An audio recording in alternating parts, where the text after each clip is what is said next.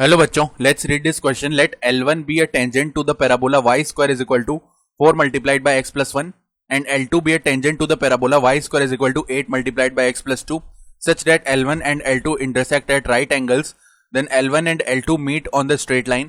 तो हमें बताना है कि L1 और L2 किस स्ट्रेट लाइन पे मीट कर रहे हैं. स्टार्ट कर लेते हैं हमारे की कॉन्सेप्ट से. तो हम जानते हैं कि equation of tangent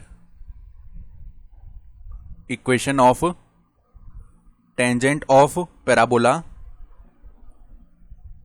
y square is equal to 4ax having slope as m. तो इसका जो फॉर्मूला है वो क्या होता है, y इज इक्वल टू यहां पे आता है mx प्लस में a अपॉन में m. ये होता है फॉर्मूला. ठीक है, तो अब जो हमारे पास में पहला पैराबोला है वो देख लेते हैं. इसको कर्व 1 बोल देते हैं पहले पैराबोला को. ये है y square is equal to 4x plus 1.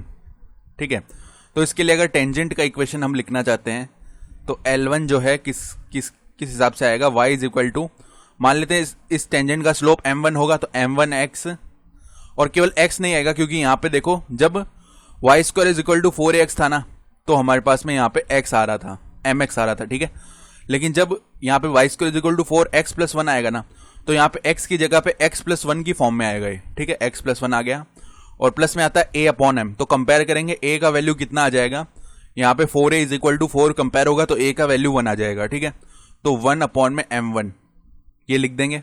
तो इसको एलसीएम लेके सिंप्लीफाई किया हमने तो m1y और इज इक्वल टू क्या आएगा, m1 square x plus 1, m1 square x plus 1 और प्लस में कितना आ जाएगा 1. इसको इक्वेशन 1 बोल लेते हैं. ठीक है, अब जो कर्व 2 है वो देख लेते हैं क्या है. कर्व 2 हमारे पास y square is equal to 8 multiply में x प्लस 2 है. तो इसके लिए अगर टेंजेंट लिखेंगे तो y इज इक्वल टू, इसकी स्लोप m2 मान लेते हैं.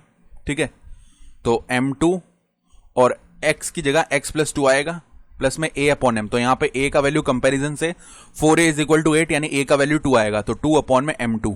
ये हो गया. ठीक बात है. तो अब देखो यहां से हमें पता है कि दोनों जो टेंजेंट्स है वो आपस में राइट एंगल पे इंटरसेक्ट कर रही है.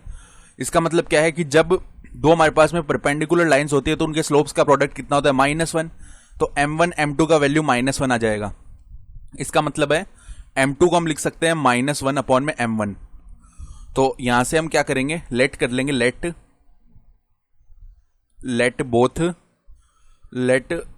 Both intersects at h, k. इस पॉइंट पे दोनों इंटरसेक्ट कर रही हैं. तो अगर दोनों इस पॉइंट पे इंटरसेक्ट करेंगी तो हम क्या करते हैं, h, k पहले इस फर्स्ट इक्वेशन में सब्सटीट्यूट करते हैं. ठीक बात है, इसको एक बार के लिए इक्वेशन 2 बोल रहे हैं. तो फर्स्ट इक्वेशन में जब h, k रखेंगे हम तो m1k is equal to m1 square h plus 1 plus में आ जाएगा 1. ठीक है, तो अब m1k को उस तरफ लेके गए तो m1 square h plus 1 minus में m1k प्लस में 1 इज इक्वल टू 0. इसको एक बार के लिए हमने इक्वेशन a बोल लिया. ठीक बात है. अब उसके बाद इक्वेशन 2 में हम वैल्यू रखेंगे h, k, साथ ही साथ m2 का वैल्यू भी उठा के रख देंगे जो कि -1 अपॉन में m1 है. तो देखो k इज इक्वल टू क्या आएगा, -1 अपॉन में m1 और यहाँ पे h प्लस 2 और प्लस में 2 अपॉन -1 अपॉन m1 तो माइनस यहाँ पे आ जाएगा. ठीक है, और m1 ऊपर मल्टीप्लाई में आ जाएगा. ये बन गया. एलसीएम ले लेते हैं.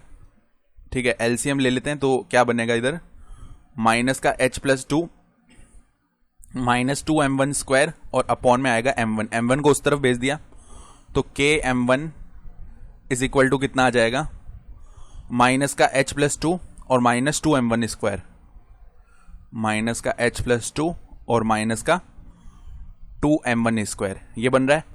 तो अब सभी टर्म्स को इस तरफ लेके आते हैं हम तो हमारे पास में क्या बन जाएगा, 2 m1 स्क्वायर और उसके बाद में प्लस का k m1 और प्लस का h plus 2 is equal to 0. इसको एक बार के लिए इक्वेशन b बोल दिया. अब देखो इक्वेशन a और इक्वेशन b दोनों एक ही तरीके की इक्वेशन को शो कर रही है. तो हम यहां से कोफिशिएंट्स का रेशियो कंपेयर कर लेते हैं. तो m स्क्वायर का कोफिशिएंट यहाँ पे h प्लस 1 है और यहाँ पे 2 है यानी h plus 1 upon 2 is equal to m का कोफिशिएंट यहाँ पे माइनस का k है यहाँ पे प्लस का k है इज इक्वल टू, यहाँ पे देखो जो कांस्टेंट पार्ट है वो 1 है और यहाँ पे h प्लस 2 है, तो k से ये k डिवाइड हो जाएगा तो -1 आएगा, यानी h प्लस 1/2, केवल दो पार्ट्स को इक्वल लें पहले, तो ये -1 के इक्वल आएगा, यानी h प्लस 1 का वैल्यू -2 आ जाएगा, यानी -2 इस तरफ आया तो h plus 3 is equal to 0 आएगा। अब h कोमा के, h किसको शो कर रहा है, हमारे x को शो कर रहा है ना, तो ये तो लोकस के लिए अगर हम लिखना चाहें, लोकस के लिए h कोमा k को हम सब्सटीट्यूट करते हैं x कोमा y से, तो h को जब x से सब्सटीट्यूट कर दिया तो x plus 3 is equal to 0, तो हम बोल सकते हैं कि L1 और L2 कहाँ पे मीट करेगी, x plus 3 is equal to 0 इस लाइन पे, तो ऑप्शन सी जो है वो यहाँ से सही हो जाएगा। I hope you understood this explanation, best of luck.